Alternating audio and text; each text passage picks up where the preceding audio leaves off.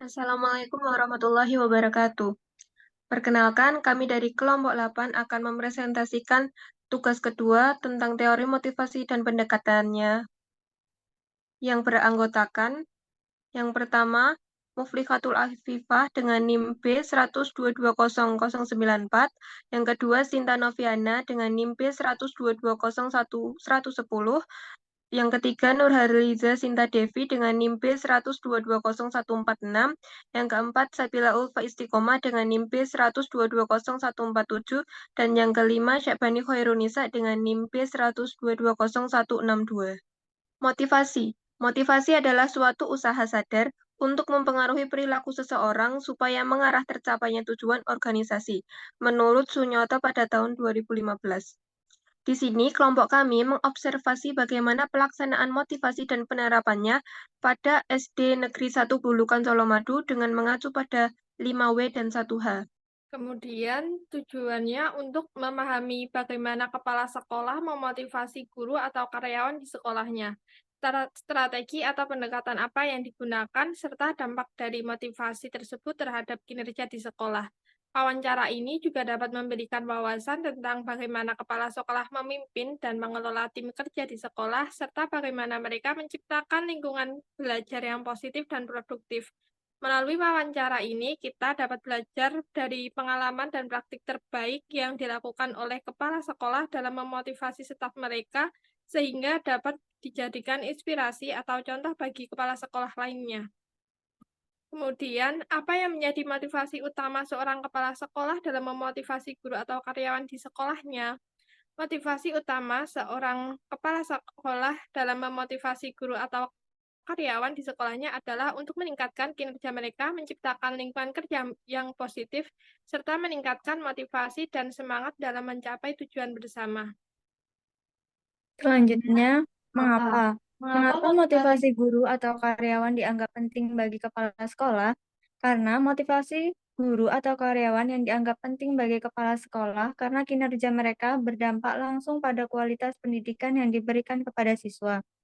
Guru atau karyawan yang termotivasi cenderung bekerja lebih baik, berkontribusi lebih aktif, dan menciptakan lingkungan kerja yang lebih baik. Selanjutnya, siapa? Siapa yang terlibat dalam proses motivasi? Apakah kepala sekolah secara langsung berinteraksi dengan guru atau karyawan, atau apakah ada peran lain yang terlibat? Yaitu kepala sekolah secara langsung berinteraksi dengan guru atau karyawan dalam proses motivasi, namun bisa juga melibatkan tim manajemen sekolah, koordinator program, atau staf pendukung lainnya. Kapan kepala sekolah biasanya memotivasi guru atau karyawan? Apakah ada waktu khusus atau kesempatan tertentu yang digunakan untuk melakukan hal ini? Kepala sekolah biasanya memotivasi guru atau karyawan secara terus-menerus sepanjang tahun akademiknya. Namun, ada waktu khusus seperti rapat staf, evaluasi kinerja, atau acara penghargaan yang digunakan sebagai kesempatan untuk memberikan motivasi. Kemudian, di mana interaksi motivasi antara kepala sekolah dan guru atau karyawan biasanya terjadi? Interaksi motivasi antara kepala sekolah dan guru atau karyawan biasanya terjadi di ruang rapat sekolah, ruang guru, atau dalam acara-acara sekolah seperti workshop atau pelatihan. Bagaimana kepala sekolah mendekati proses motivasi? Apakah ada pendekatan khusus yang digunakan seperti penghargaan, pengakuan, pembinaan, atau pendekatan lainnya? Kepala sekolah dapat mendekati proses motivasi dengan berbagai cara, seperti memberikan penghargaan, memberikan pengakuan atas prestasi, memberikan pembinaan dan dukungan, memberikan umpan balik konstruktif, dan menciptakan lingkungan kerja yang positif dan inklusif. Pendekatan yang digunakan dapat bervariasi tergantung pada situasi dan kebutuhan individu. Sekian presentasi dari kelompok kami. Wassalamualaikum warahmatullahi wabarakatuh. Apa yang menjadi motivasi utama seorang kepala sekolah dalam memotivasi guru atau karyawannya di sekolahku? Untuk motivasi utama kepala sekolah di sini itu otomatis yang pertama meningkatkan kinerja dari guru dan karyawan ya. Selain itu juga menciptakan kondisi lingkungan yang kondusif, sehingga otomatis untuk kinerjanya sendiri menambah semangat mereka untuk bekerja. Jadi sangat mengaruh sekali. Pertanyaan yang kedua, mengapa motivasi guru atau karyawan dianggap penting bagi kepala sekolah di sini? Ya, itu sangat penting karena berdampak langsung dengan kualitas pendidikan yang ada di sekolah sini ya. Yang mana dari guru dan karyawan itu merasa termotivasi dalam bekerja, sehingga akan meningkatkan kualitas mereka dalam bekerja, otomatis akan memberikan kontribusi yang baik dalam lingkungan kerja.